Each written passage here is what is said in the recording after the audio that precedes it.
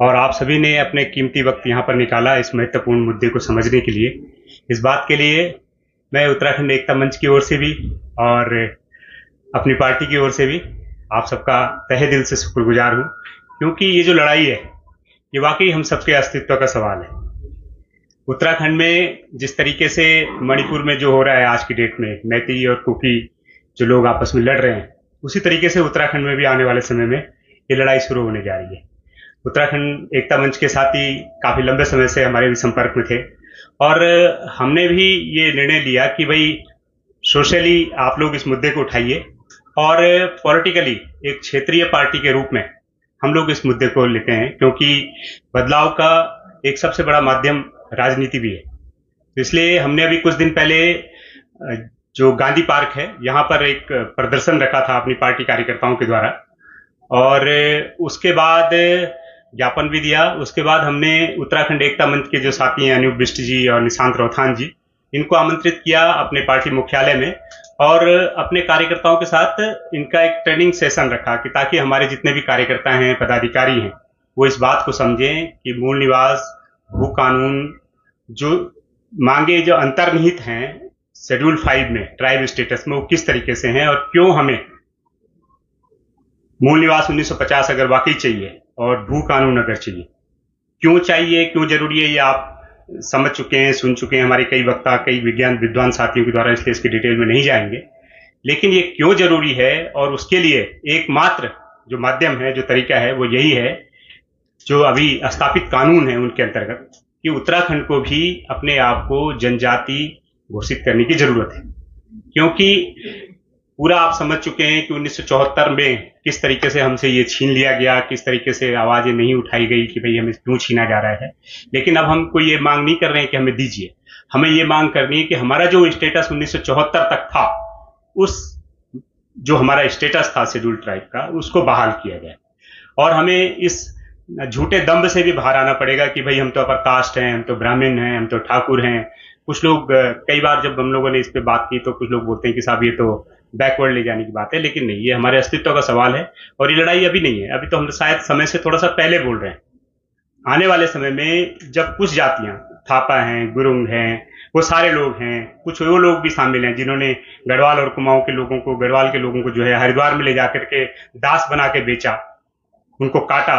उन लोगों को जब यहाँ पे मूल निवास मिल जाएगा 1950, वो जब जनजाति घोषित हो जाएंगे तो हम लोग चौंकेंगे थे।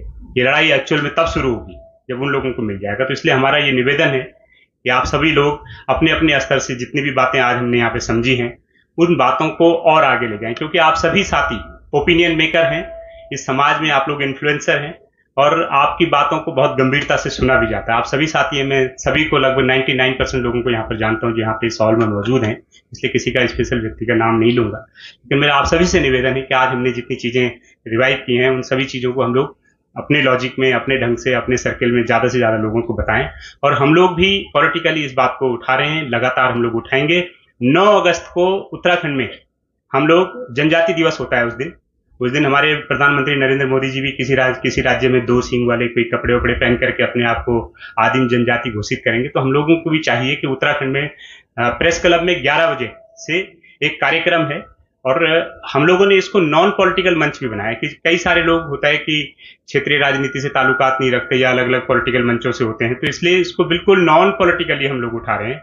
इसके लिए हमने उत्तराखंड जनजाति संघ एक बनाया है, वो अभी बिल्कुल अपनी फॉर्मेशन की प्रक्रिया में है। तो आप सभी साथी जो इसके सदस्य हैं भी और जो इसके सदस्य अभी नहीं भी हैं, जो लाइक माइंडनेस वाले लोग हैं, जो लोग इस पूरी विचारधारा से सहमत हैं जो उत्तराखंड एकता मंच के साथियों ने उठाई है, तो 9 अगस्त को 11 बजे से उत्तराखंड प्रेस क्लब में एक बड़ा कार्यक्रम भी है। तो आप सभी साथी एक बार फिर से उसमें आमंत्रित हैं और लगातार हम लोग इस मांग को भी उठाएंगे। और मेरा अभी साथियों से निवेदन है कि यहाँ पे स्क्रीन में ये भी आ रहे हुए नंबर्स दिए हुए हैं उत्तराखंड एकता मंच के, इनके फिर व्हाट्सएप ग्रुप्स होंगे, तो आप सभी साथी इनके व्हाट्सएप ग्रुप में ज्वाइन हो जाइए। ट्विटर का आपने हैंडल देख ही लिया है, तो उसको भी जितने ज्यादा से लोग फॉलो कर सकें बेहतर रहेगा, ताकि समय समय पे जो भी नए अपडेट हैं और जो भी नए पत्राचार भारत सरकार से लोग करने जा रहे हैं, वो उन सबसे हम लोग भी अपडेट रह सकें। क्योंकि ये मांग कहीं ना कहीं पॉलिटिकल ढंग से भी उठाई जाएगी और सुप्रीम कोर्ट के माध्यम से भी जब दस्तावेज उठाए जाएंगे तो ये लगना चाहिए कि भाई ये उत्तराखंड के लोगों की आवाज है। पता चला कि उत्तराखंड एकता मंच के और जो ट्राइबल कमेटी के लोग हैं, इन्होंने सुप्रीम कोर्ट में कोई दस्तावेज रखे और सुप्रीम कोर्ट के जो जजेज हैं उन्होंने बोला कि भाई ये मांग तो जनता में है ही नहीं, ये कहां से लेके आ रहे हो। तो इसलिए हमें भी एक ओपिनियन मेकिंग करनी पड़ेगी, जनता को भी तैयार करना पड़ेगा, तभी जाकर के सुप्रीम कोर्ट भी हमारी सुनवाई करेगा। और लोकतंत्र तो आपको पता ही है, लोगों से ही बनता है। तो डेमोक्रेसी में भी आप सब लोग जब मांग उठाएंगे इस बात को, तो हमारे नेता लोग भी हमारी सुनेंगे। तो पॉलिटिकली हम लोग उठा रहे हैं, सोशली आप सब लोग भी इस मांग को उठाइए। इसके लिए उत्तराखंड एकता मंच है, ट्राइबल कमेटी है और उत्तराखंड जनजाति संघ अपनी फॉर्मेशन की प्रक्रिया में, जिसका 9 अगस्त को कार्यक्रम है। आप सब लोग भी उसमें आइए।